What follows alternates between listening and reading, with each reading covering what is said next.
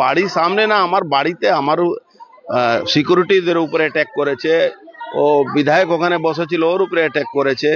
এখানে বাড়িতে দেখছে না কত ইট পাথরে বৃষ্টি, গুলি বম সব চালিয়েছে। আমারও লেগেছে এখানে বম, যখন আমি নেমেছি তখন। এই দেখো বমের স্পিলটার এখানে লেগেছে।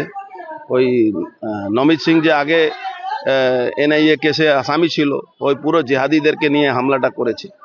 তৃণমূল কংগ্রেস আর পুলিশের সামনে, পুলিশ এখানে উপস্থিত। এখানে পুলিশ দিয়ে লাভ কি আছে? এখানে পুলিশ আর ক্যামেরা একটাই জন্য আছে, শুধু আমাদের উপরে অ্যাটাক করার জন্য। ক্যামেরা তো সব ধরা পড়েছে। কি ধরা পড়েই কি হবে? আপনি গুলি চালাচ্ছেন, বম চালাচ্ছে, আবার ক্যামেরাতে ধরা পড়ে, তাতে কি যায় আসে?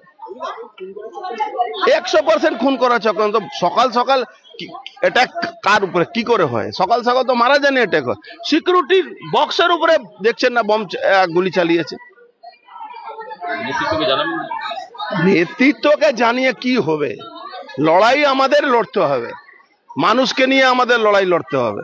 অমিত শাহজিকে জানাবো কি করতে হবে।